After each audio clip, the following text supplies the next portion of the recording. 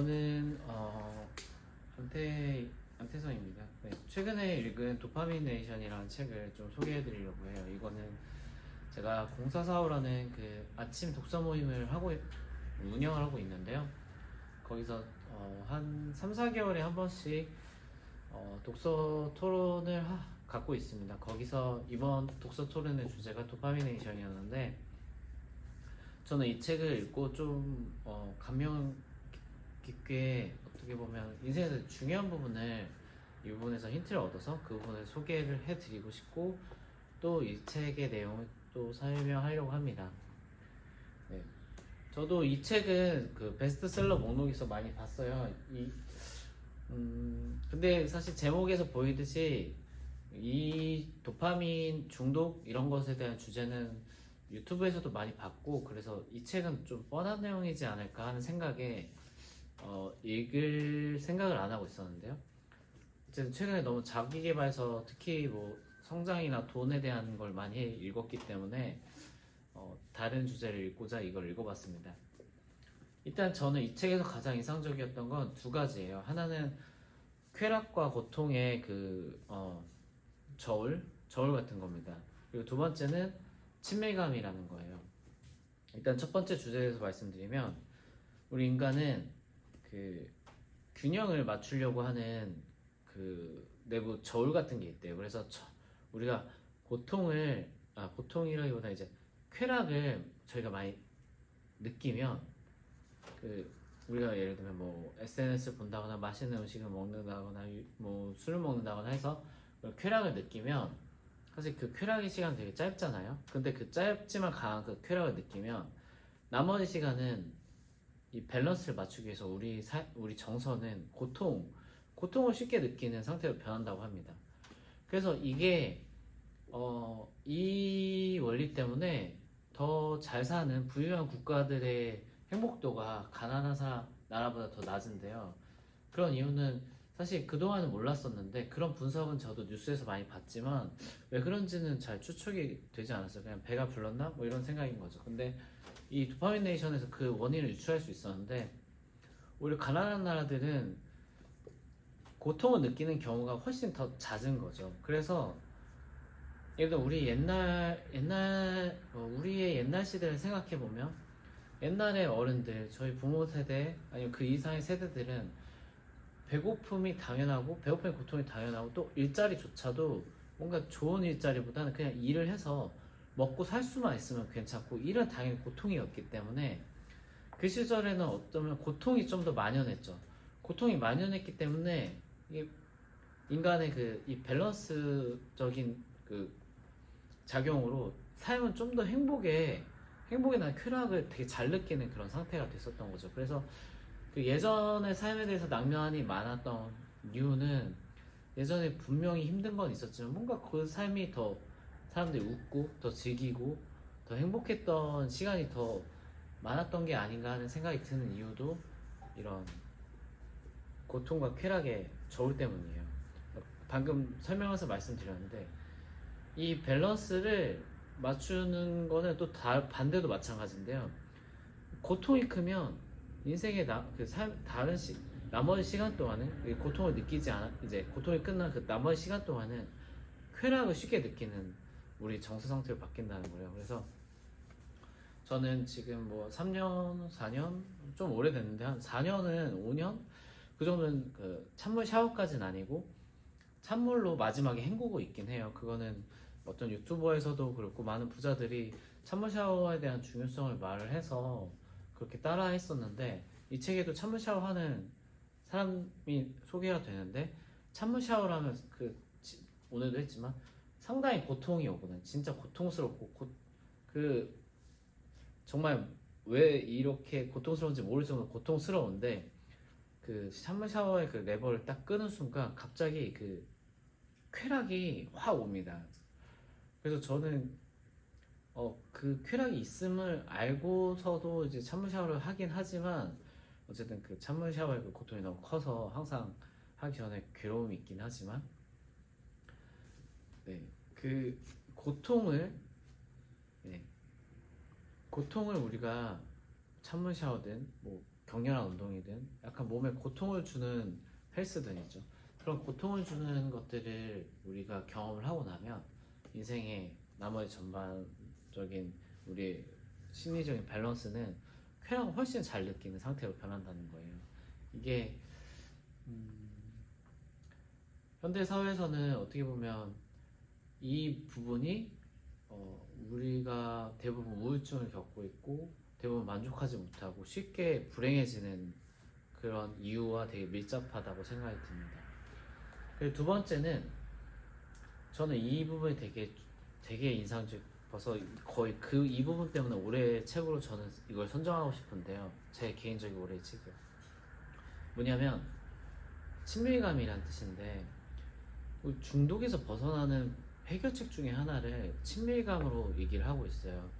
친밀감이라는 게 뭐냐면 내가 결함을 갖고 있음에도 솔직하게 나의 진정스러운 솔직함을 상대한테 표현하고 그 상대가 받아주는 거죠. 그러면 우리 사이에 훨씬 더 친밀한 관계가 생기는 건데 이 책의 다른 사례를 보면 이 책에 어떤 중독에 빠진 남자가 나오는데 그 중독 치료를 하다가 잠깐 다시 중독으로 빠지는 경우가 나와요. 그래서 이 남자가 그 부분에 대해서 자신이 실망스럽고 이 부분에 고민을 갖고 있다 자기 와이프한테 자기가 다시 중독 행위를 했다고 고백을 합니다. 그러면 되게 이런 경우는 와이프와 오히려 사이가 나빠지거나 나를 더 경멸하지 않을까 생각을 했는데 오히려 와이프가 그렇게 말해줘서 고맙다고 얘기를 하고 그 뒤에 둘 사이가 오히려 그 친밀함이 더 진전이 있었다는 거예요. 근데 저 개인적으로도 중독 얘기는 아니고 그 친밀함에 대해서 생각을 하다가 제 어린 시절이 떠오르더라고요. 어린 시절을 생각해보면 저는 당연히 더 어린 시절에는 당연히 옷도 제대로 입질 못하고 그것 자체가 어떻게 보면 결함이잖아요. 밥도 제대로 못 먹고 잘 씻지도 못했습니다. 그래서 언제나 엄마한테 의존을 했고 당연히 내가 씻지도 못하고 밥도 못 먹고 하는 것도 다 알면서도 옷도 갈아입혀주고 때도 밀어주고 목욕탕도 데려가고 당연히 어떻게 보면 내가 뭔가를 못하는 게 그때는 물론 저도 그 굴욕적이고 슬펐던 것 같지만 그래도 그거를 우리 가족은 받아줬고 그래서 그때는 지금보다도 나는 부모님이랑 상당히 친밀했다는 게 느껴지더라고요. 그리고 부모님뿐만 아니라 저는 그때 친구들이랑도 상당히 친밀했는데 그게 그 이유가 어떻게 보면 서로한테 잘 보일 생각을 안 하고 그냥 자기의 결점도 그냥 드러내고 그것들 서로가 웃고 떠들고 그러면서 되게 그러면서 오히려 대화도 더 많이 했던 것 같아요. 그냥 자기 모습 그대로 드러내고 그걸 서로 대화하고 뭐 좀 나아질 방법들을 찾는데 그 나아지는 방법도 꼭 개선이라기보다는 그냥 친밀함 안에서 얘기를 나눴던 것 같아요. 근데 이 책에서도 그런 부분이 나옵니다. 우리가 친밀감이 있다면 서로의 지적에서도 수치심을 좀 덜 느끼고 어떻게 보면 안 느낄 수도 있죠. 서로의 어떤 단점이나 개선점을 훨씬 더 부드럽게 지적할 수 있다고 하더라고요. 그리고 이 책의 저자도 아이들의 초콜릿을 몰래 빼먹다가 빼먹으면서도 아이들한테 안 먹었다고 거짓말을 하다가 결국은 들켜가지고 시인을 했다고 하는데요. 근데 그 사례를 아이들이 엄마한테 종종 얘기하기 좋아한다고 하더라고요. 우리 엄마는 뭐 자기들한테 거짓말을 하면서 초콜릿을 훔쳐 먹었다. 근데 이 저자도 그 얘기를 듣는 것이 마냥 싫진 않고 그런 얘기들을 하는 게 자기들 가족에서는 되게 즐거운 순간이라고 얘기를 하더라고요. 어느 틈엔가 이 책에도 나오죠. 우리는 너무 완벽과 더 좋은 것만을 찾으려고 경험하려고 하는 경향이 있는 것 같아요. 실패도 싫어하고 당연히 유튜브나 SNS에는 실패한 걸 공유하진 않으니까 우린 더 실패나 고통은 더 멀리하고 그러면서 오히려 더 상대에게 좋은 모습은 보이지만 친밀함은 되게 멀어진 그런 경험을 하고 있지 않을까?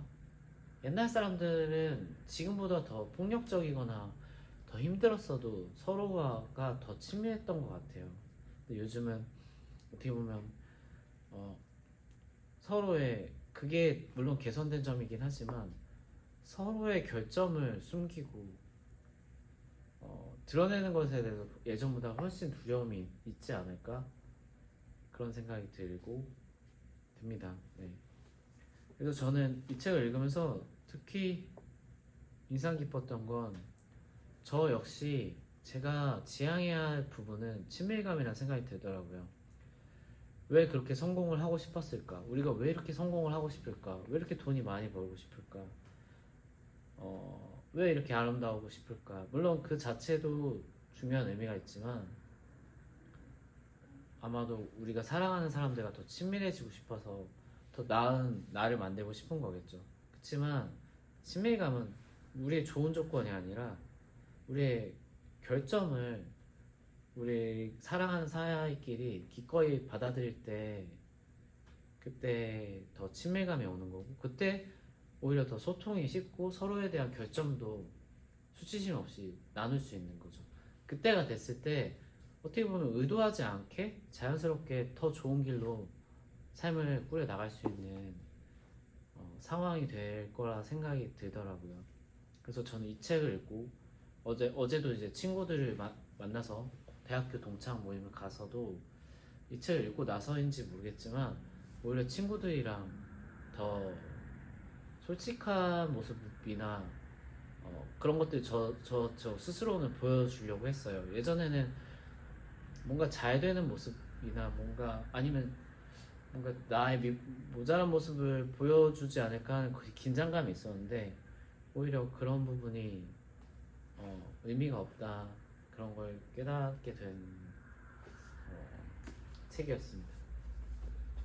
네, 모두 고통을 좀 가까이 하면서 그래서 삶은 좀 더 쾌락, 즐거움의 온도에 있도록 하고 또 하나는 오히려 우리 결점을 좀 더 드러내고 우리 결점을 기꺼이 받아주고 서로가 그런 결점을 웃고 떠드는 그런 그런 관계를 계속 만들어 나가면 사실 그걸로도 충분한 삶이 아닐까 하는 생각이 들더라고요. 네. 고통을 좀 더 그 좋은 쪽 고통이죠. 뭐 찬물 샤워나 운동과 같은 고통을 좀 더 가까이 하면서 우리는 결점을 좀 더 드러내고 솔직하게 서로와 관계하는 삶을 살면 훨씬 더 좋은 삶을 살 수 있을 것 같다는 그런 깨달음을 얻게 되는 독서였습니다. 감사합니다.